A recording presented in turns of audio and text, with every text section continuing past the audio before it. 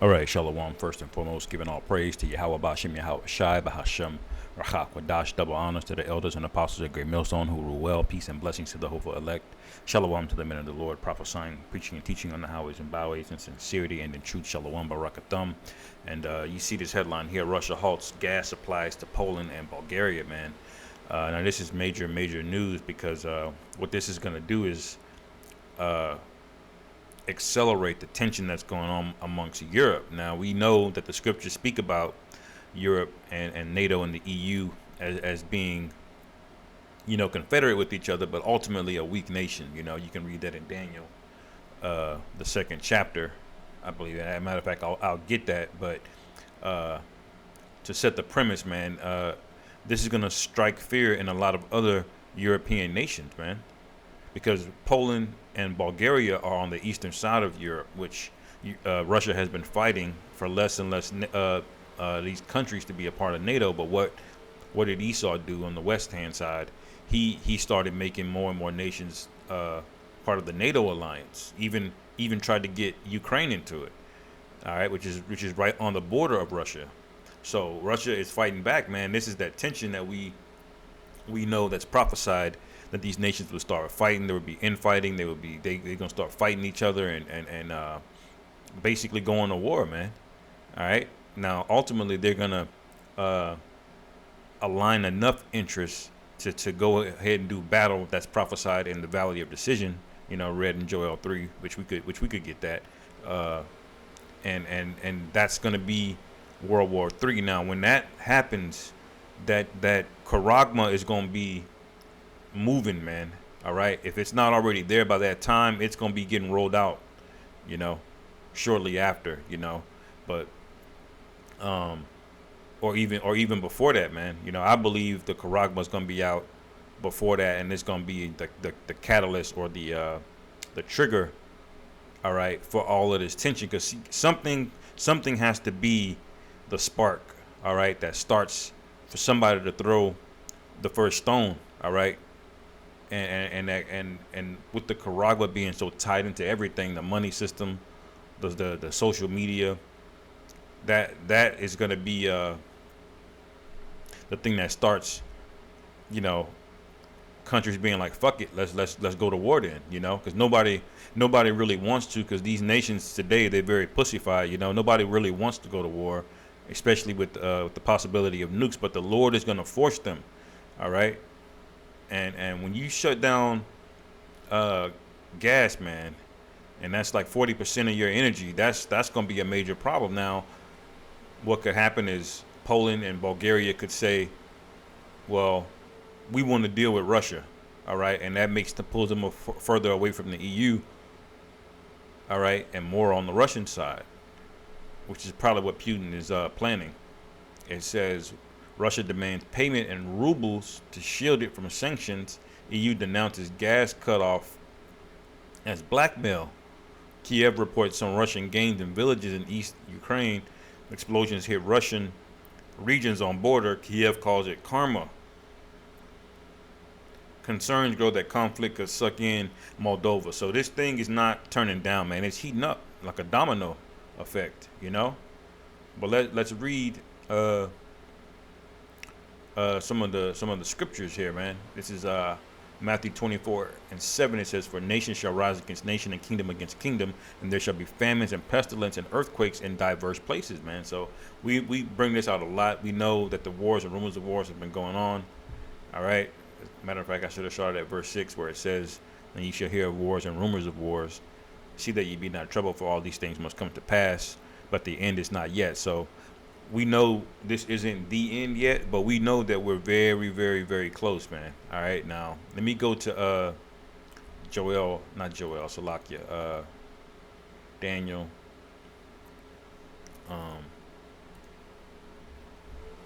2. Let's see, toes.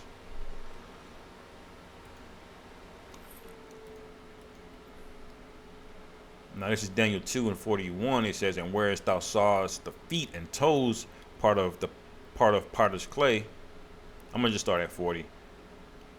And they just straight up says Rome, man.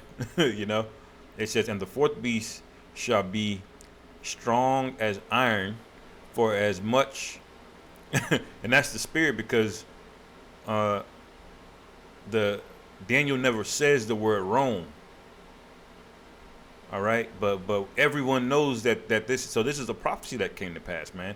It says Daniel 2:40. Uh, the fourth kingdom shall be strong as iron, but for as much as iron breaketh in pieces and subdueth all things, and as iron that breaketh all these shall it break in pieces and bruise. All right. So this is mainly talking about the growth of the Roman Empire. Because when they first came out, man, they were the shit. They took down the Greeks, who were also the shit before them, and expanded and got more territory than the Greeks ever did. It says, and whereas thou sawest the feet and toes, part of potter's clay and part of iron, the kingdom shall be divided. All right. So this is the division that we're seeing right now, man. Russia is enticing parts of of these lands, which goes back to the 10 kings, the 7 heads and 10 crowns. All right. Poland and Bulgaria are part of those parts of Europe. Okay.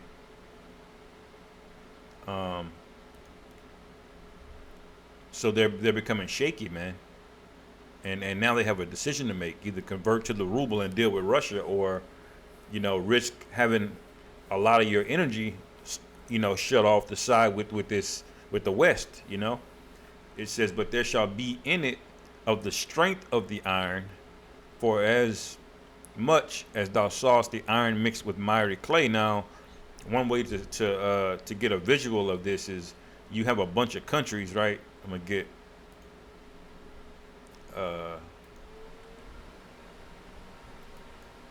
a map. Just type in Europe. All right, you have a bunch of these countries now. The richest countries are over on the western side. Okay, so starting from Italy, Germany, France, Spain, the UK, Ireland, even Norway, Sweden. This is where the countries are that have the biggest militaries and have the most money. As you get closer to the east to these countries really don't have shit, man. These are like not third world countries, but like second world countries. So what's happened is the NATO has installed bases in all of these countries.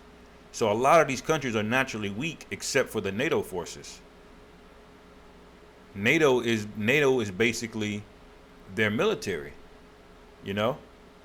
So that's part of them. That's the iron part, okay, of these nations is NATO, and it's funded by America. And the clay part is just the fact that these are all weak nations, man. They don't have a lot of money. They don't have a lot of resources. This is also called the bottomless pit. So there's no natural minerals or experts that they have. And now you see why they're so reliant on Russia, which is not a part of the beast. Russia is starting to cut off energy supply, and they're freaking out, man. The breadbasket is over here in Ukraine and Kazakhstan and Russia, man. All right. So you can see how the Lord set this thing up beautifully, man. So these are the 10 toes over here. Now you can't look at the modern day lines of these borders and say what Esau has drawn today in terms of what countries were drawn. First, you have the Balkans, which are these nations down here: Kosovo, Serbia. These were all broken up during the breakup of the USSR, man. All right, so there's a lot of borders and lines being drawn. So you can't think and say when the scriptures said 10 horns that and try to count the countries and try to think that equates. No, it's talking about the original kingdoms that inhabited Europe, the original Edomite nations that inhabited Europe. All right, that took over from the Japhetic people that lived there. And so when you read Daniel 2, it says, but there shall be in it of the strength of iron. That's mainly the NATO military. For as much as thou sawest the iron mixed with miry clay, and as the toes of the feet were part iron and part clay, and part of clay, so the kingdom shall be partly strong and partly broken. All right, and that's an exploit. All right, that's one of the major ways this place is going to fall. And if you notice, we're talking about the feet of all the previous empires. So you had above, you had Greece, you had Medo-Persian Empire, you had Babylon. All right, these all sit on top. So if you break the feet, what happens? The entire thing crumbles, man. So this represents that this is the last kingdom. All right, and you can see below here in verse 44, it talks about the divine kingdom, which is forever. Okay. and that's how you get the understanding on that, basically. But we're seeing this thing happen, man. And one thing that backs this up, that this iron kingdom, this last kingdom, partly iron, partly clay, was going to be confounded and broken up. All right, was and then succeeded by our kingdom is when you go to Haggai here. All right, this is Haggai 2:21. It says, "Speak to Zerubbabel, governor of Judah, saying, I will shake the heavens and the earth."